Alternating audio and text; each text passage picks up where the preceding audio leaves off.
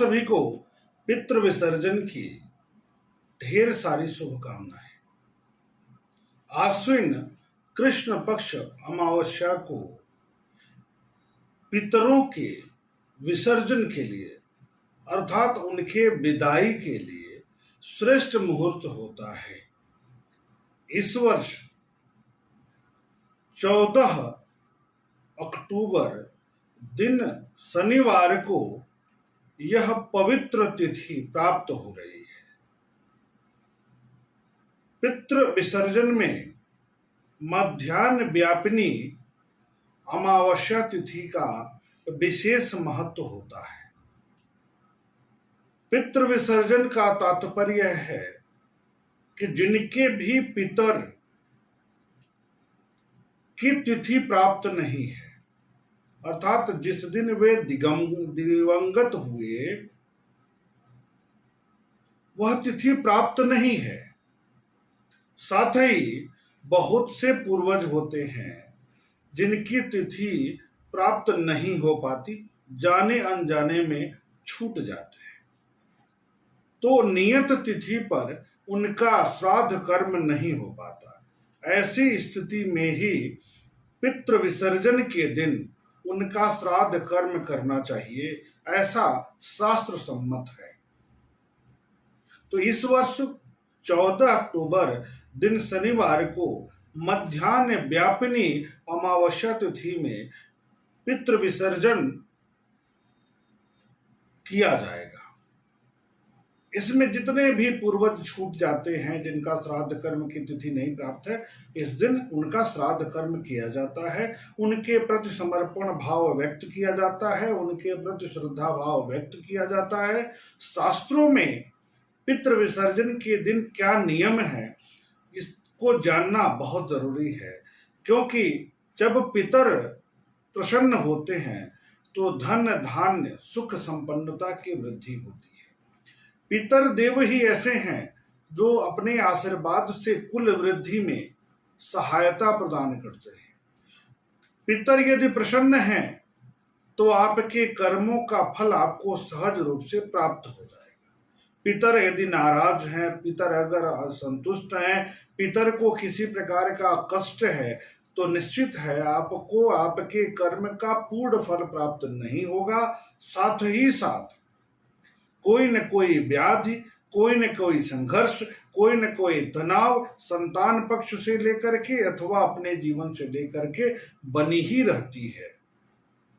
ऐसे में पितृपक्ष में तिथियों के अनुसार श्राद्ध कर्म किया जाता है, परंतु तिथि ज्ञात नहीं होने पर, जैसे किसी के माता पिता नहीं रहे तो जिन तिथियों पर नहीं रहते हैं वो तो जानकारी हो गई, लेकिन पितामह प्रपितामह की जानकारी नहीं हो पाती है। ऐसे में पितृ विसर्जन का ही दिन होता है, जिस दिन श्रद्धा भाव प्रकट करते हुए उनका श्राद्ध कर्म करके आप अपनी जिम्मेदारी से मुक्त हो सकते हैं। पितृ विसर्जन के दिन का महत्व क्या है, इसको जरूर जानना चाहिए। तो पितृ विसर्जन आश्विन कृष्ण पक्ष अमावस्या को पड़ता है और मध्याह्न व्यापिनी अमावस्या होना चाहिए, और इस दिन पितरों को याद किया जाता है, पितरों का तर्पण किया जाता है, पितरों का श्राद्ध कर्म किया जाता है। पितृपक्ष में यह बहुत ही उपयुक्त एवं पवित्र तिथि के रूप में माना जाता है, और ऐसा माना जाता है कि यदि इस दिन हम अपने पितरों के प्रति श्रद्धा भाव प्रकट कर दिए तो वो आशीर्वाद देकर अपने लोक को चले जाते हैं, यानी पितृलोक को चले जाते हैं। इसलिए पितृ विसर्जन के दिन पितरों को याद करना, तर्पण करना, श्राद्ध कर्म करना बहुत आवश्यक होता है और बहुत शुभ फल प्रदायक होता है। पितृ विसर्जन के दिन एक और महत्वपूर्ण बात है, ग्रहों में 2 छाया ग्रह हैं, राहु और केतु, और पितृदेव भी छाया के रूप में ही आते हैं, लेकिन अस्तित्व होता है। तो राहु को प्रसन्न करने के लिए, राहु से संबंधित किसी प्रकार का कोई कष्ट है आपके जीवन में, राहु से संबंधित किसी प्रकार का कोई अवरोध है आपके जीवन में, तो उसको समाप्त करने के लिए भी आप विशेष पूजन कर सकते हैं, अनुष्ठान कर सकते हैं। उसके लिए आपको पितरों का श्रद्धा पूर्वक श्राद्ध कर्म करना बहुत ज्यादा लाभदायक होता है। इस दिन क्या करना चाहिए, इस पर बात करेंगे, जिससे राहु भी ठीक हो आपकी जन्म कुंडली में। केतु का भी संबंध पितरों से जोड़ा ही जाता है, तो केतु भी ठीक हो आपकी कुंडली में। साथ ही साथ आपके जीवन में किसी भी प्रकार की नकारात्मकता न रहने पाए और इसमें सहयोग प्राप्त हो आगे बढ़ने में, तो इस दिन क्या करना चाहिए इसको जानेंगे। तो पितृ विसर्जन के दिन सबसे महत्वपूर्ण बात यह है कि पंच बलि जरूर देना चाहिए। सबसे पहले सूर्योदय के आसपास आप जगिए, पहले जग जाए तो बहुत अच्छी बात है।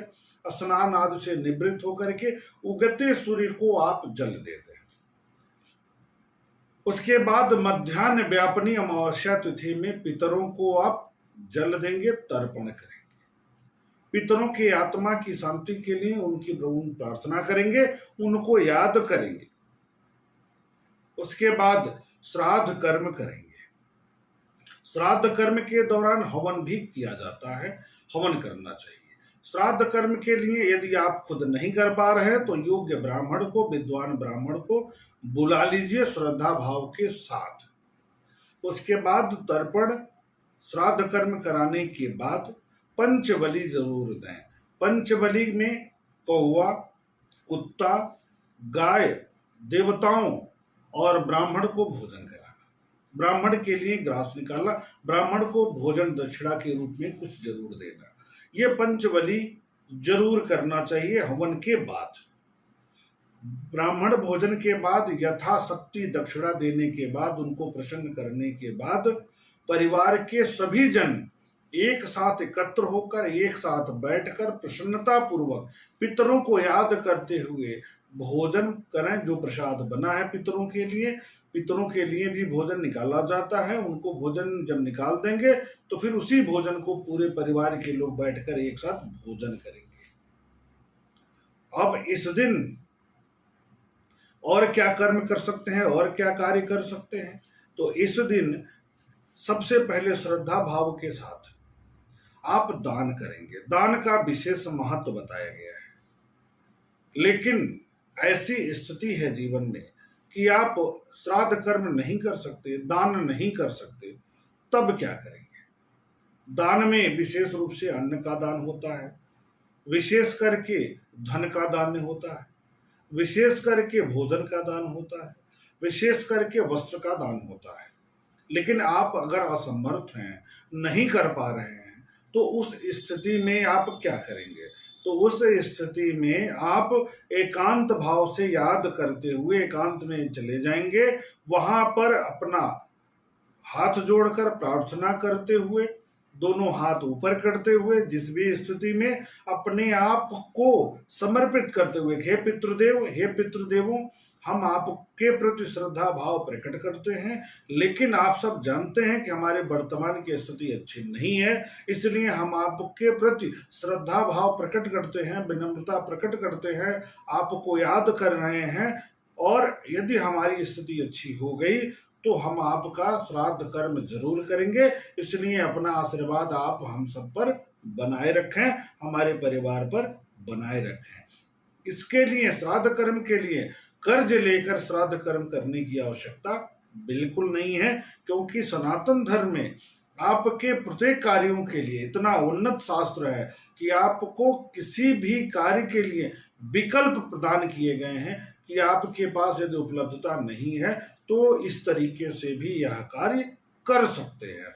इसी कारण से पितृ विसर्जन में कर्ज लेकर पितृ विसर्जन श्राद्ध कर्म करने की आवश्यकता नहीं है। अब इस दिन राहु के लिए क्या करेंगे, कुत्ते को बिस्कुट दे दें, रोटी दे दें, ब्रेड दे दें, यानी कुछ न कुछ कुत्ते को जरूर खिलाइए। इस दिन गाय को हरा चारा जरूर खिलाइए। इस दिन कौवों को दाना जरूर डालिए। जो भोजन बना है वो भोजन जरूर दीजिए, इससे भी पितृदेव प्रसन्न होते हैं। साथ ही साथ यदि आपके घर के दरवाजे पर कोई अतिथि आ जाए या कोई जानवर आ जाए या कोई भी व्यक्ति आ जाए जो अपरिचित ही क्यों ना हो, अगर कुछ मांगता है और आप सक्षम है दे पाने में, तो आप निश्चित तौर पर श्रद्धा भाव के साथ उसे प्रदान करिए।